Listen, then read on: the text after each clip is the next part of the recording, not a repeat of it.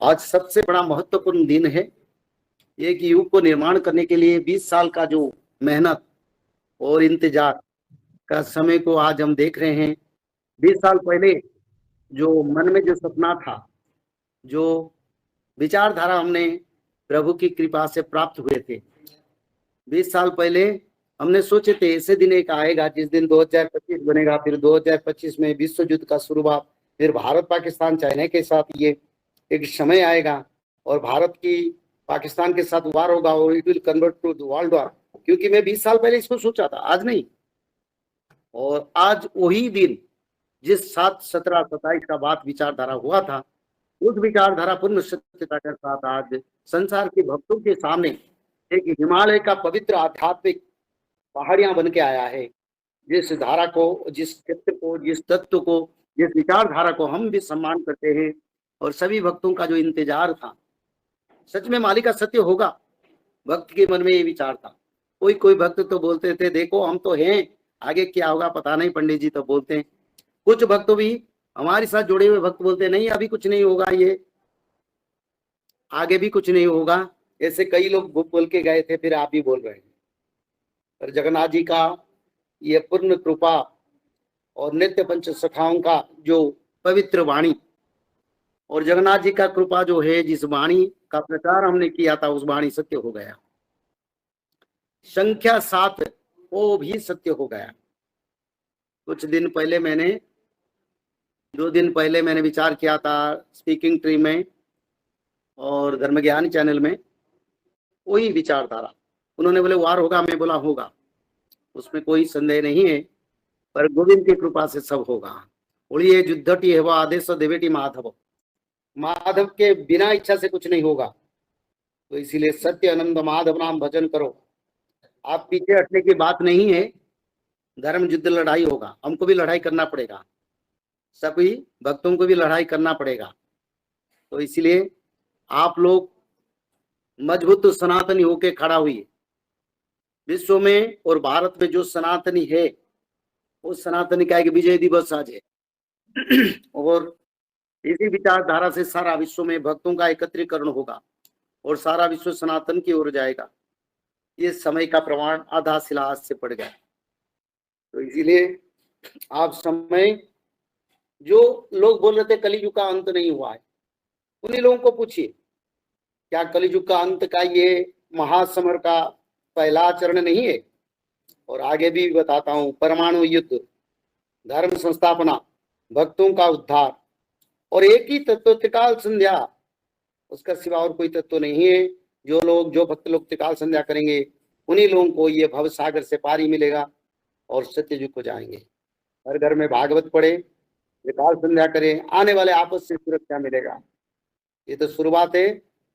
इतना ही नहीं, विश्व युद्ध के साथ साथ पंचभूत का आपद भी धरती पर समा जाएगा। रोग आपद बीमारी, नई नई बीमारी रोग भी आता जाएगा। ये समय है। खाद्यान्न का अभाव, सूखा पड़ना और समुद्र किनारे लंघना, बड़े बड़े भूकंप होना सारा विश्व को नष्ट कर देगा।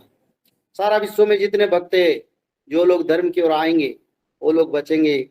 और धर्म का एक ही मार्ग है त्रिकाल संध्या, एक ही मार्ग है भागवत पठन, एक ही मार्ग है माधव नाम। ये तीनों तत्व को जो लोग पालन करेंगे उन्हीं लोगों के लिए कल्याणकारी होगा।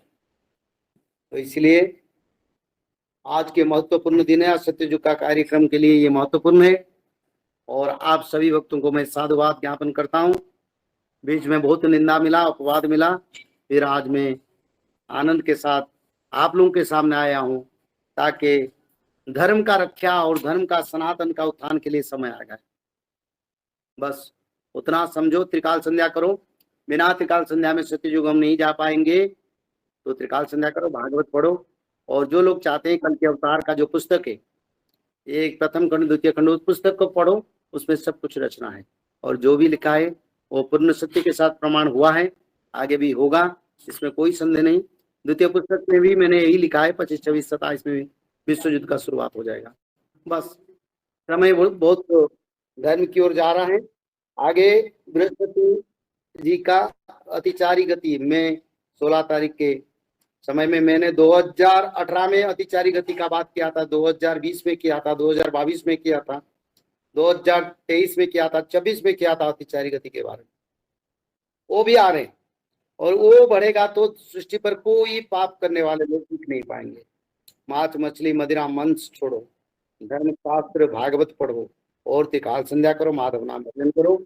जय जगन्नाथ। जय श्री माधव। जल प्रलय, महामारी और भूकंप, अग्नि प्रलय, वर्ल्ड वार 3 और महाविनाश, ये तो एक दिन होना ही है। लेकिन इस सब से आप बच कैसे सकते हैं? सबसे पहले नॉनवेज खाना छोड़ दीजिए, अंडा भी नहीं खाना है और किसी भी तरह का नशा मत करिए और गलत काम मत कीजिए और सत्य, प्रेम, दया, क्षमा और शांति का आचरण कीजिए। और 3 चीज कीजिए, उसमें से सबसे पहला है त्रिकाल संध्या यानी त्रिसंध्या। उसको दिन में 3 बार करते हैं। जैसे सुबह में करते हैं ब्रह्म मुहूर्त में, सुबह 4 बजे से लेकर के 6 बजे के बीच में आप कभी भी कर सकते हैं। लेकिन आपको समय नहीं मिला तो समय आप आगे पीछे कर सकते हैं, आधा घंटा 1 घंटा पीछे कर सकते हैं। दोपहर में 11:30 बजे से लेकर के दिन का 1 बजे तक कर सकते हैं, उसके बीच में शाम को 5 बजे से लेकर के 6:30 बजे तक कर सकते हैं। दिन भर में 1 बार नहा के त्रिकाल संध्या जरूर करें। बाकी समय आप हाथ पैर मुंह धोकर भी कर सकते हैं और 3 बार आप श्री गंगे बोल करके स्टार्ट कर सकते हैं। जो दूसरा उपाय है वो है श्रीमद् भागवत महापुराण पठन। दिन में 1 अध्याय जरूर पढ़ें, दिन भर में 1 अध्याय जरूर पढ़ें। वो भी ना हो सके तो 1 पन्ना तो जरूर पढ़ें। अगर उतना भी समय नहीं है तो 1 श्लोक जरूर पढ़ें। तीसरा उपाय माधव नाम का जप करें, निरंतर करें, कोई भी काम करते हुए करें, हमेशा माधव नाम का जप करें। संध्या का पीडीएफ, श्रीमद् भागवत महापुराण का पीडीएफ और भविष्य मल्लिका का फ्री ई बुक भविष्य मल्लिका पुराण, ये सब आपको डिस्क्रिप्शन बॉक्स में मिल जाएगा। भविष्य मल्लिका के बारे में अधिक जानकारी के लिए आप भविष्य मल्लिका के वेबसाइट पर संपर्क कर सकते हैं भविष्यमल्लिका.com। और अधिक जानकारी के लिए भी कल्कि अवतार ऑफिशियल चैनल को देख सकते हैं, जहां पर मल्लिका के बारे में खुलकर बातें रखी गई है, जहां पर आप लगभग 1000 जितना वीडियो आपको देखने को मिल जाएगा। और भी आपको अधिक जानकारी जानना है त्रिसंध्या के बारे में और कोई आपको सवाल है तो नीचे दिए गए नंबरों पर आप संपर्क कर सकते हैं।